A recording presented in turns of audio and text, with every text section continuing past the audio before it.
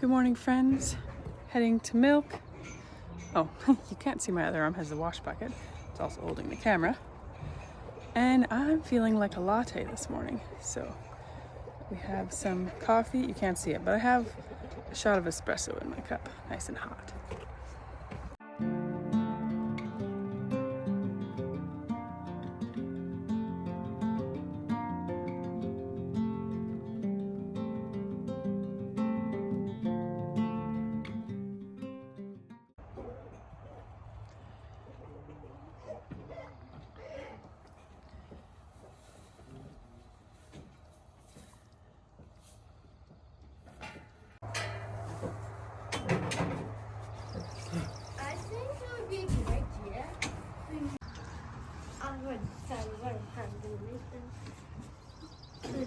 Idea.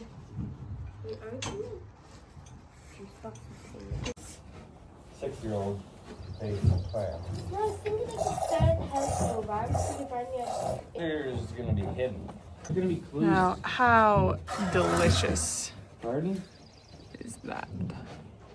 Are you talking to me or phone? Talking to my phone, I made myself a frothy latte. Okay, so good. Before we milk Mabel, Jessa gets let in. She knows where to go.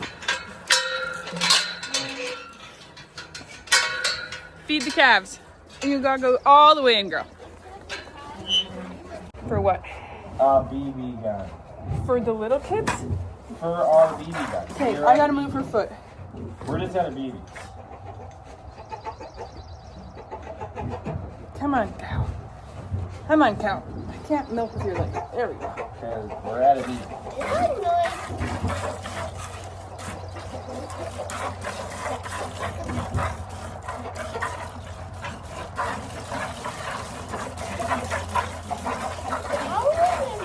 Okay, stop. Okay? Oh, your knuckles are rubbing up against mine.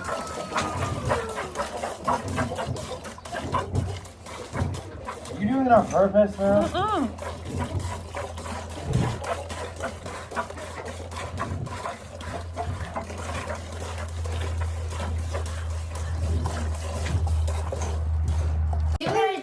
Yes, he can have a little bit of maple syrup in his bowl. Handshake bowl. Oh, you can eat from your bowl. Is that yummy? Is it? Oh my goodness, maple. Oatmeal is one of our fast weekday morning breakfasts. Marius makes it. Oats cooked in milk, whole milk, hemp hearts, cinnamon. I've done the math on the protein, and it's equivalent to everyone eating 1 or 2 eggs, depending on how much oatmeal you eat. So it's got lots of good fats, protein, warm, easy and fast. How much school does Mac have to do? Well, today he was going to do 4 hours. Okay. He's been doing an hour and a half. Right. Yeah, I get it.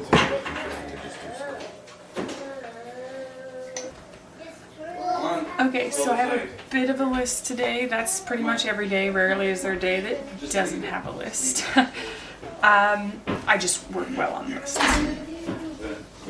But you have to be strategic with your list, right? Otherwise, you're just going to be playing whack-a-mole. So We're doing a yard cleanup.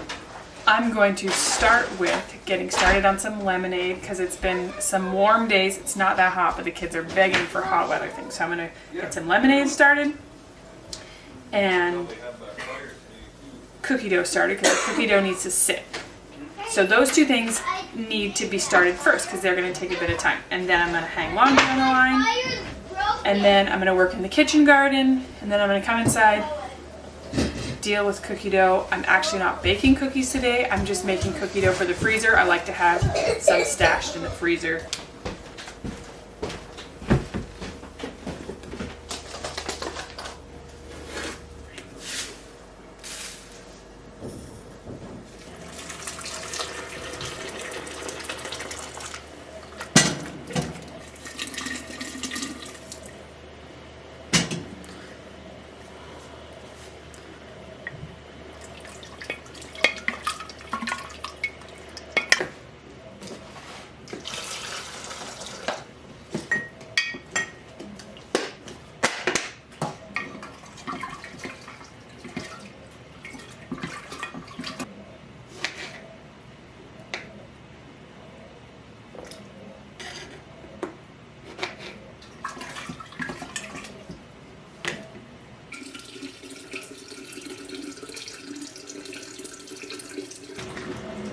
Perfect. Now this can sit in the fridge.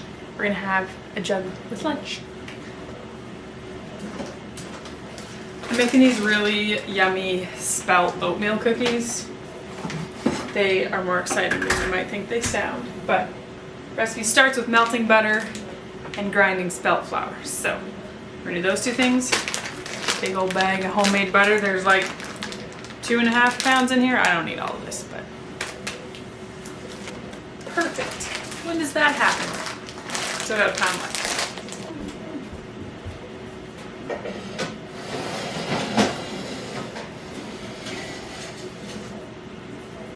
I don't usually keep the sound on when I'm grinding flour. I'm grinding spelt.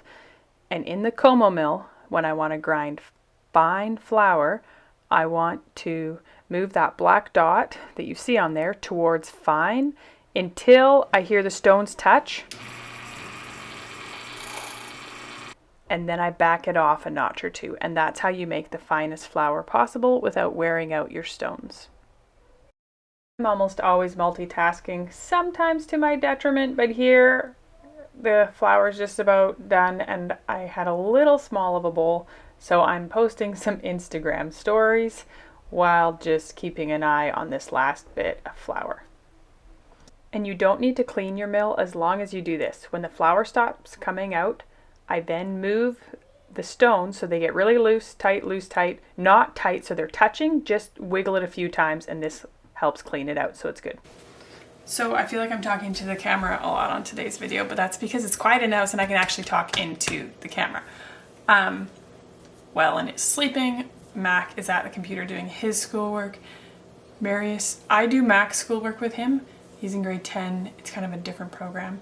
Marius does all the other kids' school and they have finished the bulk of their schoolwork. They only have a couple things that they're going to keep going on throughout the summer. Just a couple kids have things they need to not have too much of a summer slide on, especially since we finished, like they're done the other subjects now until October. So like that's a long time if there's something that they need more work on. So they're outside doing a yard cleanup, which is very necessary after winter. So I've got my beautiful bowl of spelt flour and I'm gonna grab the butter. I do a lot of baking with a scale when I'm recipe testing because it's hard to learn fresh ground flour recipes unless you know what they're supposed to feel and look like. And how do you know what they're supposed to feel and look like if you don't have someone holding your hand? So me doing them with a scale is like my version of hand holding, because then you see what it looks like, because grams are so exact. So I don't do most of my baking with grams, but I decided that I was committed to doing a bunch of fresh ground flour recipes with the scale and nailing that to share with you guys.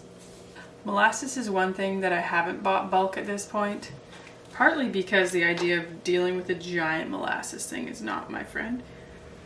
Also, I don't love blackstrap molasses so much. I like a more mild molasses, so I just buy little things of it.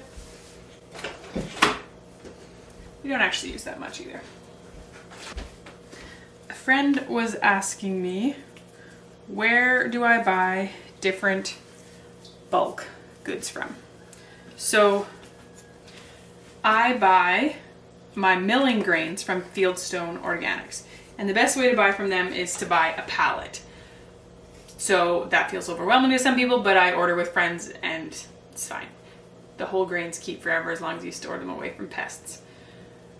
One of my neighbors does a Dandy Pack order through Dandy Pack. And that's where I buy a lot, like popcorn, oats, dried beans, chocolate chips, Organic Matters. And actually I have a discount code for Organic Matters. Check in the description for that. That's where I buy like herbs, spices, sauces, like vinegars and We buy a naturally fermented soy sauce that doesn't have weird stuff in it. And then everything else I buy locally. I find it hard to source bulk stuff sometimes locally. You need to go through bulk companies. I think that's everybody, where everybody lives. We don't have as your standard in Canada. So we got to be more creative with different sources. But I feel like I'm in a sweet spot right now, and I shouldn't say that because that's going to jinx it, right? Don't want to jinx it. Where I can, I just have my stuff figured out. So I'm down here in what we call the grocery store because it's a grocery store, right? Anyhow, baking soda. Need it for my cookies, and the kitchen jar is empty. Baking soda is super cheap to buy in a big thing.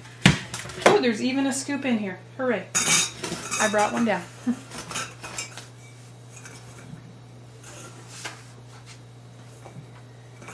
I often leave like a tin cup, or I buy extra measuring cups at thrift stores, and I leave them in frequently used things to make it easier to cook and bake. That's why I have a measuring scoop in the baking soda as well. This is a 1 teaspoon one. Baking soda is notorious for having clumps though, so just bust up the clumps.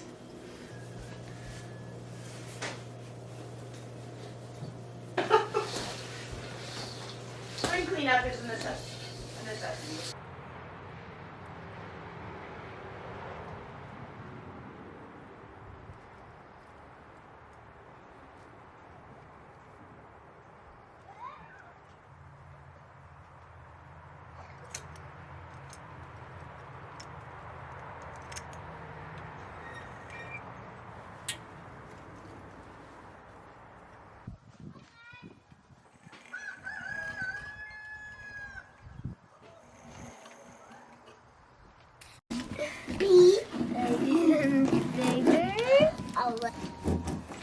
Red. What other?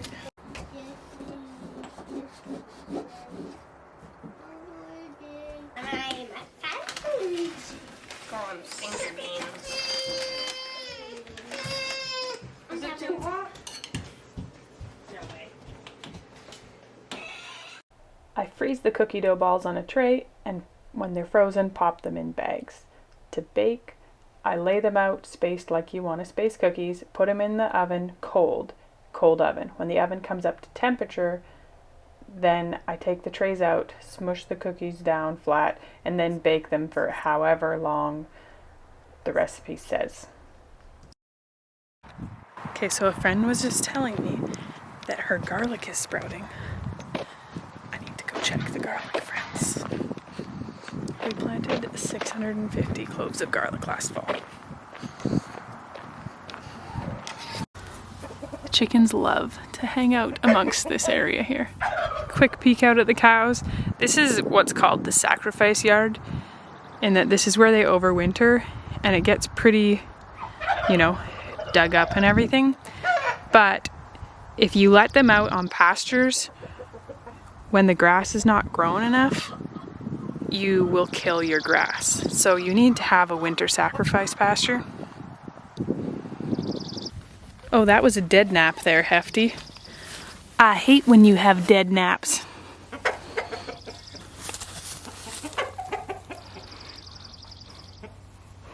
You'll be happy to know if you watched a couple videos ago that Hefty's testicle troubles have healed up just fine. No antibiotics needed. Oh, hello, Daryl. The garden is nothing exciting at this time of year, I'll tell you that. Although Marius left his garden all neat and tidy, you'll see his is just a nice tidy square rectangle. My garden is a mess. I need to deal with my garden. But is there garlic? Where is it? So we're just gonna have to push some straw aside and see.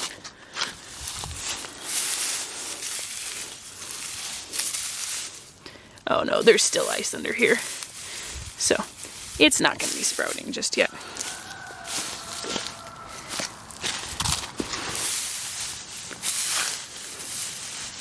Once it does start sprouting, we pull off all the straw because sometimes it will smother it. Not in different climates, but in our climate, it seems to do that. Oh yeah, this ground is still frozen.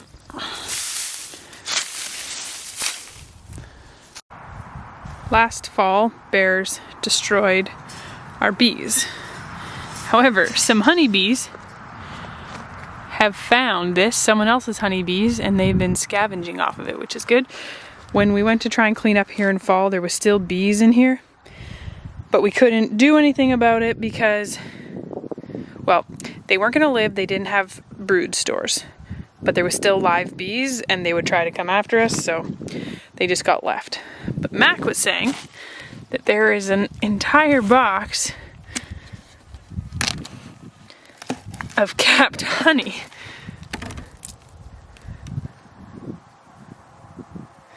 And if it's capped, it's preserved. I'm not sure what we're going to do with that. Maybe we extract it? I don't know. I don't think every frame is full, but most.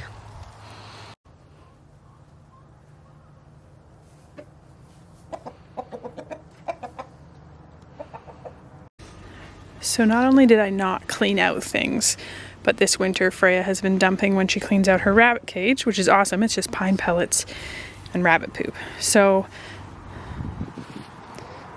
we need to do some raking out, cleaning out. And then this is the kids' sandbox, which they've been using so much. They love this sandbox. This has perennials. This doesn't have perennials. No perennials. I don't think that has perennials. Perennials. No perennials. We're a long time from actually planting in the garden. We're going to get frost into June, sometimes even July. And you know what? The year we got frost in July, we also got frost in August. What a place to garden. We still managed to grow piles of amazing food because we have the really long days that you don't have in the hotter places. Our sunlight hours are so much longer, you know, in June, July, that sort of thing. So thank you so much for watching, friends, as I take out my frustrations on the garden and all the stuff that I should have dealt with last fall, but I didn't because I had a small baby, and that's how life goes. Mom, why do you use the boy's shovel every day this morning? And even they're mushy every night. Put it way out of the way for the chickens, okay? Not where we walk or something. We have some poppy seeds that didn't get dealt with last fall. We're going to spread them around.